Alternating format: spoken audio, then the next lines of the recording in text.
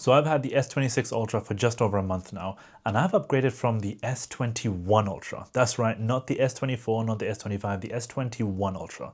This is a 5-year jump. This is what an actual generational leap looks like. I'm going to be talking to you guys about the good, the bad, and a few things that really caught me off guard. So let's get into it.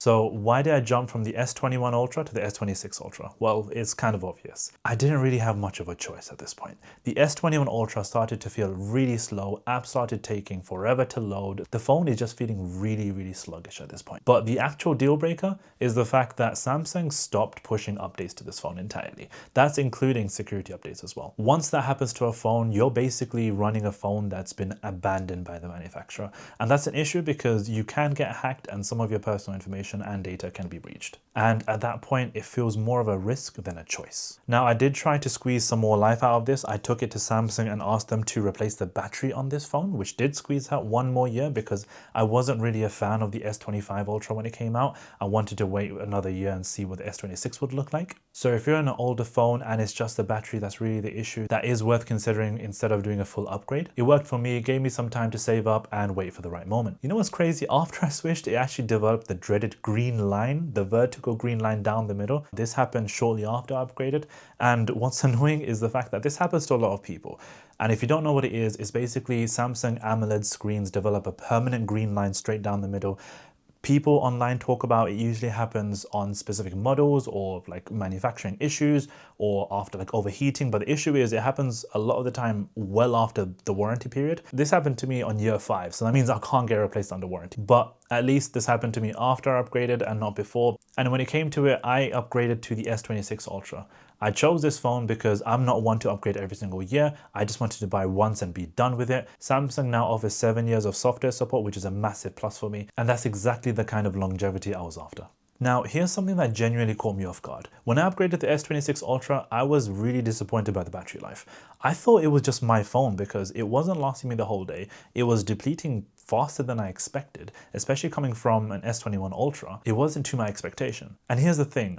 I didn't know this, but after some research, I found out that apparently Samsung phones actually optimizes your battery based on your usage in the first couple of weeks.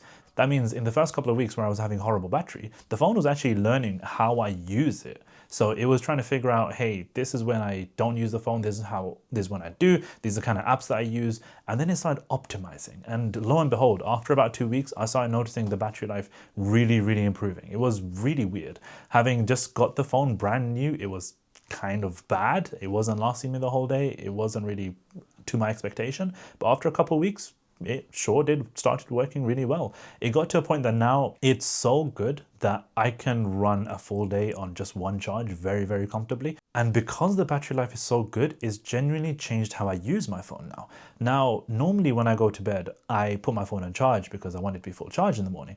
But this phone, because it's really good and I just trust that it will work really well, I rarely look at the battery indicator. I now don't put it on charge before I go to bed because I just know when I wake up I'll have enough charge. And now the battery even charges a lot faster as well, which means that I can just pop it on charge for about 10-15 minutes in the morning while I'm brushing my teeth and just having breakfast and know that this will last me basically the entire day. And even if it doesn't, I can just pop it on charge for another 10 minutes throughout the day at some point and it would last even longer. And that's a big deal. That's genuinely a big quality of life improvement there. Now let's talk about the camera. The S26 Ultra can handle capturing detail, color, and dynamic range really well. But coming from the S21 Ultra, it's not a dramatic improvement. Now, if you're expecting a completely different camera experience, I'd temper my expectations. Better low light, sharper zooms, and better dynamic range. It's more of an evolution than a revolution. One thing to note, and this is the AI processing thing, if you're zooming in on people at a distance, sometimes when you're capturing the picture, the AI tries to process the faces and sometimes it overprocesses it. It starts looking slightly artificial, a bit smoothed out, and just not really natural. And on the S21 Ultra, things are less altered, which means that things do come out a bit less polished, but a lot more real as well. It's only a minor thing if you're taking pictures of scenery and people at a distance, but it's worth noting. Now, the privacy display is the headline feature on this phone. What it does when it's active, when you look at your phone from the side or from the top, you see a more dimmed, blacked out version of your screen. So what happens is when you're out and about on the train, at a coffee shop, people glancing at your phone from the side can't really see what you're up to. It's genuinely a useful feature. And Samsung developed this technology new and apparently have been working on it since the launch of the S21 Ultra, ironically. So now that it's in our hands now and it's really a brand new feature, it is pretty cool, but obviously it has its downsides. It isn't a perfect solution. When you're looking at it from the side, you can still kind of make out what it says. So if I'm gonna show you an example, from face on, you can see the phone absolutely perfectly. When you start moving it to the side, it starts dimming, which is great, but you have to go at an extreme angle to really see it dimmed out. Now, in the Samsung promotional video, you see it dimmed out at almost like a 45 to about 60-degree angle, which looks amazing. Most people are probably going to be at that angle from your perspective. But in real life, when the brightness is at a medium or high level, that really isn't in practice because you still can kind of see what's going on your screen. And also because of the technology Samsung have had to use to actually implement this, it means that the display brightness kind of takes a bit of a hit. But the good thing is, me having used the phone for about a month now, it isn't something that really impacts you on a day-to-day basis. I'm still able to see my screen perfectly fine when I'm out and about, inside, outside, whatever. But it is something that you notice when you first pick up the phone. Now let's talk about a couple of things that genuinely annoyed me about this phone. First, the camera bump. It's absolutely massive. Now I know Samsung have improved the camera quite a bit, but it doesn't take away from the fact that this camera bump is huge. It rocks on tables. Even if you put a case on it, it still rocks on tables. Samsung clearly prioritized the hardware this year. I understand the trade-off, but still doesn't take away from the fact that this is really, really annoying. Now, second, the S Pen.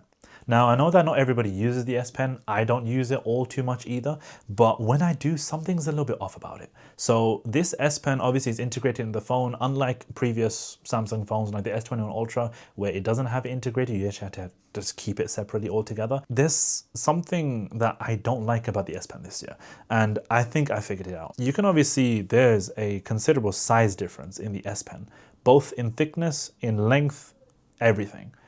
That means for somebody who has bigger hands like me, the S26 Ultra's S Pen really isn't that comfortable. The S21 Ultra's S Pen is great, it's comfortable. It means that this has become really unusable. Now, I don't use it often, fair enough, but when I do use it, it's uncomfortable. It deters me even more from using it. Now, what I think Samsung needs to do in future Ultra phones is that they need to start considering making the S Pens a bit bigger and obviously bring back Bluetooth, because that was just a feature that was removed for absolutely no reason. There was no improvement in other spaces having removed Bluetooth. So please bring it back. I don't think that they will, but please bring it back, make it a bit bigger and make it a bit more comfortable. And finally, the price. This is over £1,000, over $1,000. That is not an insignificant amount of money. Now, I think this is justified for the right person, but regardless, this is a really, really expensive phone. Now, on the flip side, performance is genuinely exceptional. I came from the S21 Ultra, which had an Exynos chip from 5 years ago. This one is a Qualcomm Snapdragon chip from this current generation, optimized for Galaxy apparently. And opening apps, switching between apps, multitasking, everything, the whole lot feels really, really smooth, and it's just a completely different experience. Wired charging has also improved quite a bit as well. Not a massive jump, but meaningful. Like I said, I'm able to skip charging overnight, pop it on charge for 10-15 minutes in the morning, and I'm good for most of the day. That's the kind of battery efficiency that really changes how you think about battery management. Another fantastic feature I didn't expect to like as much as I did is Galaxy AI. Going into it, I was not expecting to use Galaxy AI nearly as much as I do. Two features that I use the most include, number one, document scanning. Funnily enough, I scan a lot of documents, and scanning documents with this is super, super easy. Point your phone at a document, scan it, it cleans it up, straightens the image, removes the shadows, and makes it look like a genuine scan. And the image editing. Image editing on this phone is genuinely kind of fun, especially because your phone is something that you have with you all the time. If you're out and about and you snap an image, just know that you can quite comfortably just sit for 2 seconds and remove people who are in the background of your shots very comfortably, and also get a very, very good usable image by the end of it. These might not sound like really, really incredible features, but it's something that actually improved my day-to-day, so it's worth noting. One quick thing on the size of these phones, the S21 and S26 Ultra both are very, very big phones. Now you need big hands and big pockets for these phones, metaphorically and physically. Now the good thing is both these phones have a one-handed mode, which makes using it one-handed super, super easy. If the S21 Ultra fits you, the S26 is going to fit you just fine as well. So was it worth upgrading to the S26 Ultra? For me, without hesitation, because I came from the S21 Ultra. 5 years is a very, very long time. There's a massive difference in the performance, the camera quality, the AI features, the battery, the privacy display. These add up to a meaningfully better phone. But if you're coming from an S24 Ultra or the S25 Ultra, honestly, I'd wait, because at that point, the jump isn't quite big enough, especially at that price point. And some of the issues that I've addressed with the S26 Ultra might even be refined for the S27 Ultra. Thanks for watching the video. Next, I'm planning to do a video on my entire tech setup. I have a 12TB Synology NAS, a 3D printer, and 2 desks. So if that's your kind of thing, make sure you subscribe so you don't miss that. Drop a comment below if you're planning to upgrade to the S26 Ultra or if you already have it, and I will see you in the next video.